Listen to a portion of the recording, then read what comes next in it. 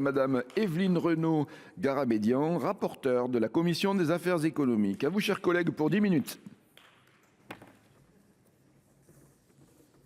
Merci, Monsieur le Président.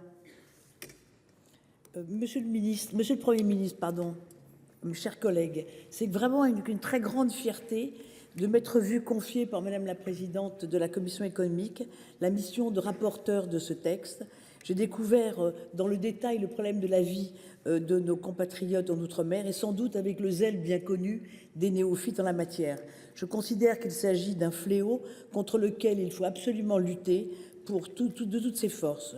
Je comprends désormais toutes les mobilisations récurrentes qui existent contre la vie chère en Outre-mer. Je remercie l'auteur de la proposition de loi, Victorin Lurel, pour le partage de ses connaissances sur le sujet et notre travail conjoint pendant 2 mois avec un certain nombre de disputes conjointes afin de parvenir à un texte qui soit consensuel, largement soutenu et adopté par la Commission des affaires économiques il y a environ 2 semaines. Avant de revenir plus en détail sur les dispositions de ce texte, je souhaitais évoquer avec vous les causes de la situation en Outre-mer et ses conséquences.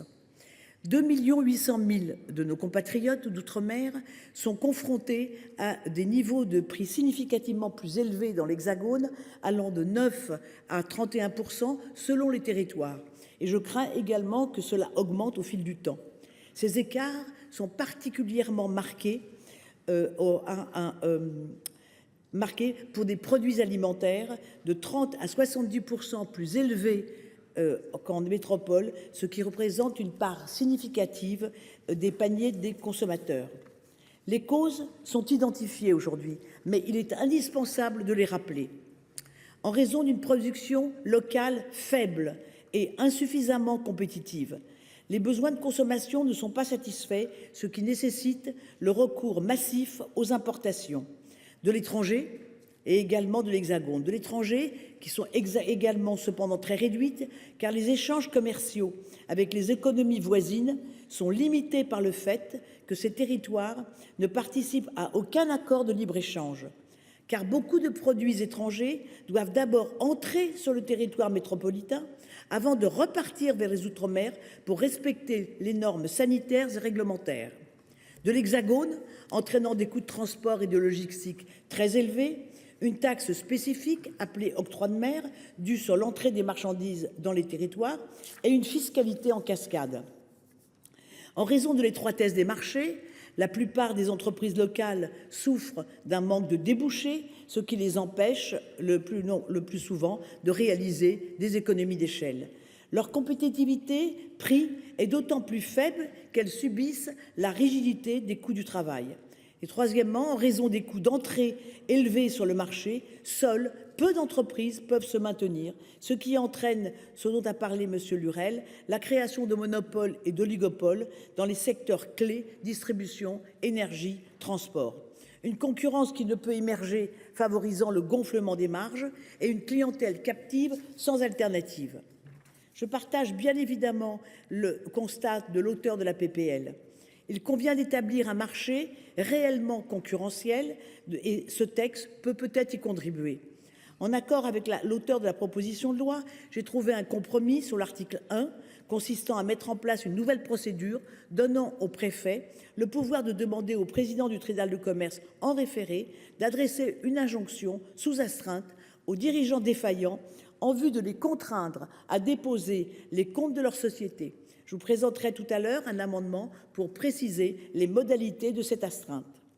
Le compromis trouvé à l'article 2 permet de renforcer les prérogatives des observatoires des marges et des prix avec la possibilité pour eux de saisir les agents de la direction générale de la CCRF, d'étendre la possibilité de saisine de l'autorité de la concurrence au département d'outre-mer et d'étendre la possibilité de saisine de cette autorité par les commissions départementales d'urbanisme commercial pour les entreprises détenant une part de marché de 25% du zone de chalandise au lieu de 50% comme aujourd'hui.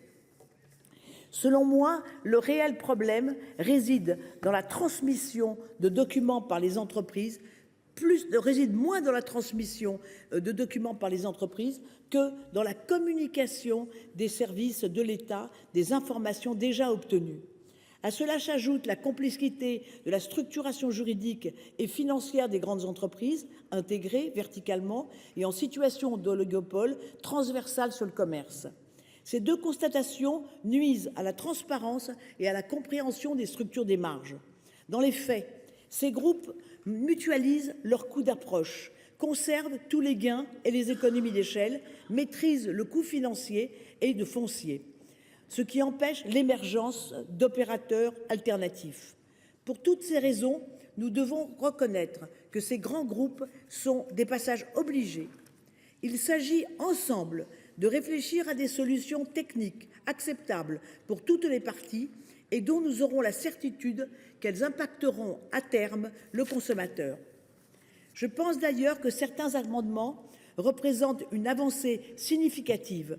L'uniformisation avec la métropole des conditions générales de vente entre fournisseurs et distributeurs, l'exclusion des frais d'approche du seuil de revente à perte proposé par le gouvernement, Monsieur le ministre, à l'Assemblée nationale lors de l'examen de la PPL de la députée Bellet. Mes chers collègues, je resterai, je vous l'assure, mobilisée sur ces enjeux de vie chère dans les Outre-mer et la Commission des affaires économiques continuera son soutien critique et vigilant à toute mesure permettant d'améliorer structurellement la situation. C'est dans cet esprit que nous avons examiné les amendements déposés sur ce texte. Je terminerai mon propos par une remarque d'ordre plus général. Monsieur le ministre, les territoires d'outre-mer ont vraiment besoin de vous pour opérer une transformation en profondeur de leur économie, et ce, sur plusieurs volets. Amélioration de la concurrence, ce que ce texte participe à faire, réduction des rigidités du marché, renforcement des structures de financement et de paiement des petites entreprises pour améliorer leur rentabilité et réduire leurs besoins en fonds de roulement, concentration des efforts d'investissement sur la modernisation des ports et les plateformes logistiques, la transition énergétique et l'autonomie alimentaire en matière de développement de l'agriculture locale et l'intégration régionale de ces territoires.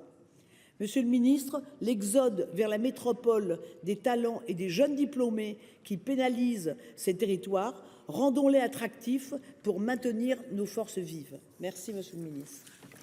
Merci, chers collègues. Merci de votre concision. La parole est